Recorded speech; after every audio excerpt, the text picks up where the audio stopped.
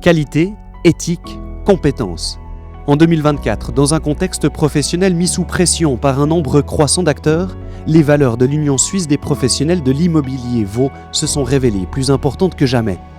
Fabien Hanné, président, et Frédéric Dova, secrétaire général, détaillent le rapport annuel 2024 de l'USPI Vaud. Frédéric Dova, bonjour Fabien Hanné. Bonjour Fabien, est-ce que vous pouvez nous résumer en quelques chiffres clés ce que c'est que l'USPI Vaud ? Oui, bonjour Loïc. L'USPI Vaud, c'est l'association fêtière des professionnels de l'immobilier, les acteurs du marché dans le canton de Vaud. Ça regroupe à peu près 2500 collaborateurs, 133 sociétés actives dans le canton. On totalise ensemble environ 335 000 objets gérés dans le canton. En termes de volume, ça représente à peu près 5 milliards de ventes et 3 milliards d'états locatifs sous gestion. Et du coup, quelle est la mission de l'USPI Vaud ? Pour nous, la mission, c'est vraiment de porter les valeurs qui caractérisent nos métiers quand ils sont bien pratiqués, c'est-à-dire les valeurs d'éthique, de compétence et de qualité. Et puis, on se bat tous les jours pour les porter en avant.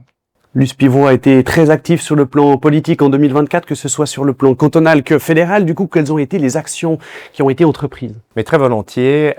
Au niveau cantonal, l'USPI Vaud a été passablement active, notamment dans le cadre du projet de loi cantonal sur l'énergie.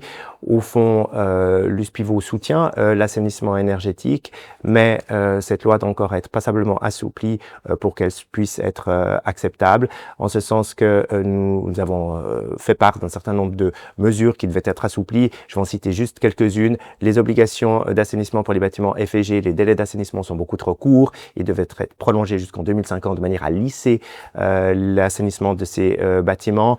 L'obligation généralisée de pose de panneaux photovoltaïques, elle est disproportionnée. Ça devrait se limiter uniquement sur les façades sud. Et puis aussi une mesure qui nous paraît disproportionnée, c'est d'obliger le propriétaire à changer d'installation de chauffage pour la passer en installation de chauffage avec les énergies renouvelables en cas de remplacement du brûleur. Ça, cette obligation doit être supprimée. Et puis, la loi, il faut aussi se rendre compte que ça va coûter. Toutes ces mesures vont coûter. On est dans l'ordre de 20 milliards et les subventions se limitent à quelques centaines de millions.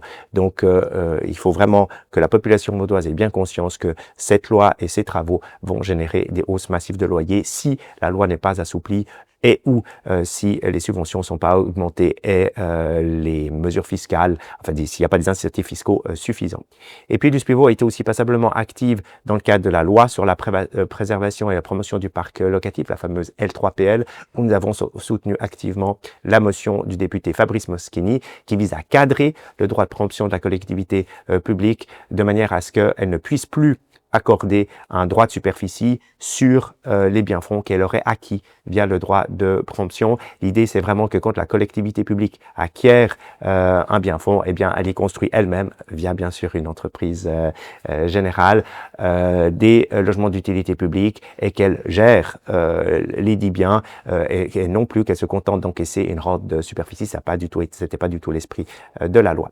Et puis au niveau fédéral, l'USPI Vaud, mais aussi l'USPI suisse, nous avons été passablement occupés avec la réforme de la valeur locative. Comme vous le savez, les chambres fédérales ont décidé de supprimer la valeur locative tant des résidences principales que secondaires, avec en contrepartie la suppression d'une multitude de déductions, les frais d'entretien, les travaux d'assainissement énergétique au niveau fédéral ne pourront plus être déduits, y compris pour le propriétaire de rendement, pour les travaux d'assainissement énergétique. Et en plus, cette réforme est conditionnée à l'introduction d'un nouvel impôt sur les résidences secondaires. Donc l'USPI Vaud et l'USPI suisse, nous allons combattre cette réforme dans le cadre d'une campagne à venir. On l'a entendu, alors des actions politiques très ciblées pour l'USPI Vaud et l'USPI suisse, mais l'USPI Vaud propose également des services à ses membres en 2024. Quels ont été les outils et services mis à disposition justement des membres de l'USPI Vaud ? Oui, le comité travaille activement, et c'est l'occasion pour moi de les remercier, pour développer les prestations à ses membres. À titre indicatif, on se réunit pas loin d'une 50aine de fois dans l'année pour travailler sur des sujets divers. On a en 2024 pas mal travaillé sur des actions qui s'adresse à la pratique du terrain. J'ai pour exemple le contrat de conciergerie sur lequel on a passablement travaillé. Ce contrat de conciergerie, il vise à valoriser le rôle du concierge dans un immeuble par opposition à la tendance un peu généralisée ou qui se généralise de faire appel à des sociétés de nettoyage et puis on perd le côté social. Donc le comité a pas mal travaillé là-dessus. On a pu rendre ce premier travail au milieu de l'année 2024 et puis on va continuer à soutenir ce projet sur le long terme avec des formations pour les concierges au travers de notre école. On a aussi mis en place des séminaires à l'attention des collaborateurs de régie, des séminaires 12-14 qui vont principalement mettre en avant des axes très pratiques du métier quotidien. On en a fait une en fin d'année 2024 sur l'intégration de l'intelligence artificielle dans le milieu de l'immobilier. Et puis, on a toute une série d'actions un peu plus diluées dans l'année, mais qu'on communique à nos membres au travers de newsletters qu'on a fait à une trentaine de reprises l'année dernière. Vous parliez de formation, l'USPIVO aussi très à cœur la formation des futurs professionnels de la relève. Quelles actions est-ce que vous avez entrepris justement en ce sens-là ? La formation, en effet, c'est un de nos chevaux de bataille. Le renouvellement de nos collaborateurs, comme dans d'autres branches, c'est l'avenir de notre métier. Et puis, pour continuer à porter nos valeurs de qualité et de compétences, il faut axer sur la formation. Alors, on a notre école suisse qui est l'USPI Formation, qui axe la formation continue. Et puis, pour introduire des jeunes dans les métiers de l'immobilier, on a mis un accent. Et je reprends là ce qui a été mis sur pied par mon prédécesseur Louis Martin, la valorisation de l'apprentissage. Alors on a des journées d'accueil, des apprentis, première, deuxième année, on va mettre sur pied la troisième année tout bientôt, les apprentis membres USPIVO, donc les apprentis qui travaillent chez nos membres. Et puis on se rend compte de la difficulté que peuvent avoir les employeurs pour engager des apprentis, notamment dans l'appréciation du dossier. On parle de jeunes de 15-16 ans qui ont une formation scolaire et puis pour pouvoir finalement faire comprendre aux jeunes ce qu'est le métier de l'immobilier et faire comprendre à l'employeur les qualités et les compétences du jeune en question, on a mis en place tout un processus de mise en relation, on va appeler ça comme ça, entre l'apprenti et le futur employeur. On a appelé ça des tests d'évaluation. Donc les jeunes qui s'intéressent au métier de l'immobilier peuvent assister à une présentation des différentes activités des métiers de l'immobilier. Et puis à l'issue de cette présentation, les jeunes qui sont toujours intéressés peuvent passer un certain nombre de tests relativement simples, mais des tests significatifs avec leur capacité. Enfin, les jeunes pourront mettre en avant leur capacité à utiliser l'informatique, les mails, Word, Excel. Et puis il y a également un petit échange en direct avec 3 adultes qui sont là pour essayer de leur faire sortir leurs compétences et leurs qualités humaines. Avec cette étape-là, on peut aller vers nos membres en leur expliquant que tel jeune est plutôt orienté sur la partie comptable, ce jeune-là est plutôt apte à faire plutôt du courtage. L'apprentissage va traverser tous les métiers de l'immobilier, mais cet outil-là sert d'aide pour l'apprenti pour trouver le bon employeur et pour l'employeur pour trouver le bon apprenti. Nouveau chapitre, en 2024, l'USPIVO a mené sa propre étude portant sur les logements vacants dans le canton. Alors, quels sont les résultats ? Oui, effectivement, l'USPIVO a mené, comme d'ailleurs les années précédentes, un sondage une enquête tant auprès de ces agences immobilières membres qu'auprès d'un certain nombre d'acteurs immobiliers non membres. Et nous arrivons à un taux de logement vacant uniquement sur le marché locatif vaudois de 1,44% versus un taux officiel sur le marché vaudois de 0,96%.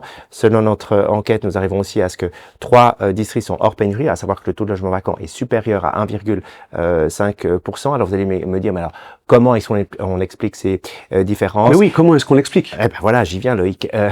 En ce sens que pour nous prenons l'ensemble des logements gérés par nos membres et on les compare avec le nombre de logements vacants qu'ils nous annoncent et on arrive à 1,44%. Pour Statistique Vaud, ils prennent l'ensemble du parc immobilier, ainsi que les chiffres absolus de logements vacants remis par les communes vaudoises, et il compare ce chiffre-là avec sur l'ensemble du parc. Alors bien même que les communes ne peuvent pas examiner l'ensemble du parc. Donc autrement dit, ça explique cette différence. Et dans l'enquête de Statistique Vaud prend en compte également les objets mis en vente, ce que nous ne faisons pas. Voilà. Mais ça, avec cette différence-là, ça peut placer des districts en pénurie, alors que selon nous, ils ne le sont pas, avec les conséquences légales que ça génère, à savoir contrôle des loyers dans le cadre de la L3PL et utilisation de certaines formules officielles. Nouveau chapitre qui concerne la communication. Vous êtes également très actif sur les canaux traditionnels et digitaux. Du coup, quelles ont été les actions marquantes en 2024 au niveau de la communication? Alors, premièrement, notre campagne qui finalement, qu'est-ce qui fait la différence? C'est un peu comme le chasseur, hein, le bon et le mauvais agent immobilier. Qu'est-ce qui distingue le bon et le mauvais agent immobilier? Finalement, en les regardant comme ça à première vue, on n'a pas de différence qui saute aux yeux.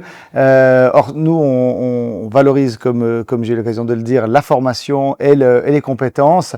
Et puis, qu'est-ce qui labellise un tout petit peu ces deux critères-là? C'est l'obtention du titre du statut de membre USPIVO qui répond à tous ces critères-là. Donc, on a mis en avant cette approche-là avec notre campagne qui a été diffusée à la fin de l'année 2024, campagne SGA et puis dans la presse papier et également dans les médias. Et on continue avec nos capsules, on met en avant nos métiers de l'immobilier en présentant nos membres et puis leur activité quotidienne. On nous retrouve sur les réseaux sociaux principaux, LinkedIn, Instagram et Facebook. Et enfin, dernière question, quel est le programme du comité pour 2025 ? Le programme est chargé, on a plein d'objectifs, ça nous réjouit. Dans la musette, on a la première journée des gérants, gérants et administrateurs de PPE, qu'on va mettre sur pied en 2025 avec une journée toujours orientée sur des solutions ou des sujets qui concernent les collaborateurs de terrain. On va revenir sur ce contrat de conciergerie qui est à mon avis un vrai outil d'aide au travail des gérants. On va parler de normes sanitaires, on va aussi parler de solutions de résolution de conflits. Accessoirement, on a des combats politiques qui continuent à nous occuper. On a entendu parler de la loi sur l'énergie tout à l'heure. On va également aborder la question liée à l'impôt sur la valeur locative. Et puis, évidemment, on va continuer en termes de communication avec la rencontre auprès de nos membres, les lunch contacts qui continuent à être le point de rencontre de nos membres tout au long de l'année.